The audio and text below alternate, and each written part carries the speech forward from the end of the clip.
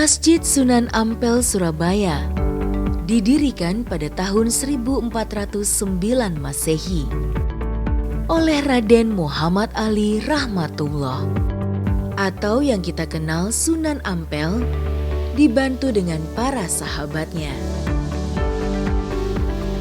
Bentuk bangunan dan corak arsitektur Masjid Sunan Ampel tidak hanya menyimpan nilai sejarah, tetapi juga mengandung pesan keagamaan yang teramat mendalam sebagai pengetahuan bagi masyarakat umum.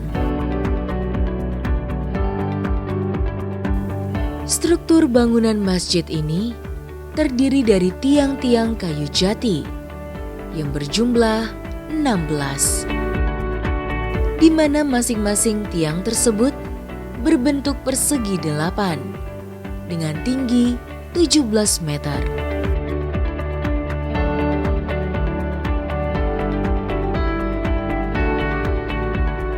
Juga arsitektur langit-langit yang begitu kokoh memperlihatkan kekuatan bangunan ini melintasi zaman. Justru Sunan Ampel itu banyak yang mencintai. Satu contoh ketika membangun masjid itu bisa, ya ini ada salah satunya di antara karomahnya Sunan Ampel. Di dalam membangun masjid itu tiang saka semua itu dalam satu malam. Hanya dalam satu malam. Ini kan menunjukkan secara logika begitu banyaknya yang membantu seperti itu. Tapi kalau kita pikir seperti apa gitu kan. Panjang dengan panjang kayu panjangnya 17 meter. Itu bukan hal yang main-main gitu. Di kompleks masjid juga terdapat sumur bersejarah. Dipercaya, air dari sumur ini memiliki keistimewaan dan keberkahan selayaknya air Zam-Zam di Mekah. Maka tak heran, banyak pengunjung yang meminum dan mengambil untuk kemudian dibawa pulang.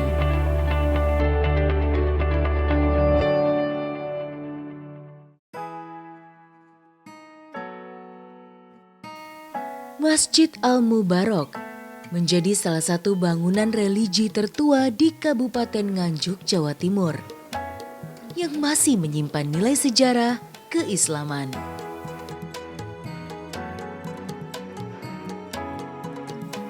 Didirikan oleh Pangeran Singosari, Masjid Al-Mubarok juga menyimpan beberapa keunikan.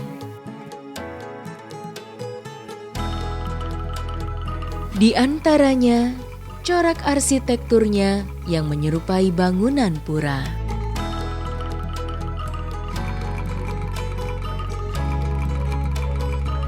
Ornamentasi pada Masjid Al-Mubarok dengan kerangka dari kayu jati berwarna coklat tua memperlihatkan arsitektural kuno serta kebudayaan Jawa Hindu pada masa peralihan Islam. Meskipun telah mengalami pemugaran, Masjid Al-Mubarok tetap tidak kehilangan bagian-bagian penting seperti kayu-kayu jati sebagai penopang utama dari atap masjid.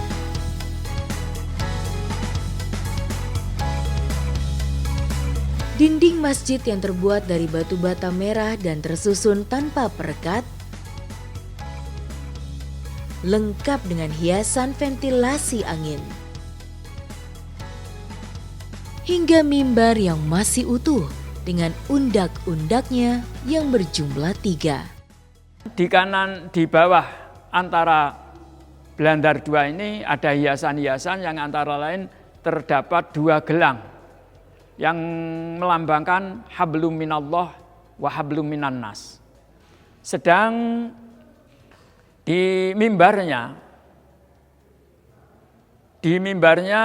di samping ada ukiran yang luar biasa indah, istimewanya ada prasastinya. Antara lain menyebutkan bahwa di sini ini dinamakan Toyo Mirah.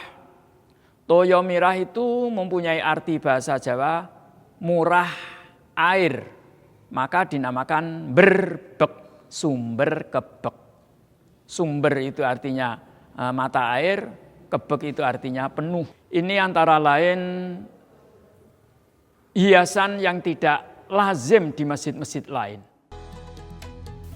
Tidak hanya itu, nuansa Jawa kuno Hindu juga masih tampak di sekitar masjid. Dengan adanya lingga yoni. Namun, prasasti ini tak lagi berfungsi sebagaimana semestinya. Namun kini telah difungsikan sebagai alat bantu penentu datangnya waktu sholat.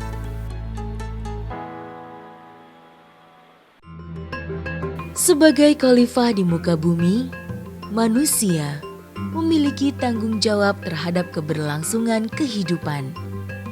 Dari kewajiban melestarikan alam, menjaga nilai-nilai tradisi dan kearifan lokal, warisan leluhur, serta melakukan inovasi secara berkelanjutan. Berpijak pada warisan leluhur tersebut, umat Islam Indonesia berkewajiban terus mengembangkan seni arsitektur, sehingga kehidupan manusia tidak kehilangan nilai estetikanya. Dan yang terpenting, keindahan bangunan masjid menjadi simbol keindahan jamaahnya yang beriman dan beramal soleh. Oleh karenanya, arsitektur sebagai bagian khazanah keilmuan tidaklah bertentangan dengan prinsip tauhid, ketentuan syariah, dan tentunya nilai-nilai akhlakul karimah.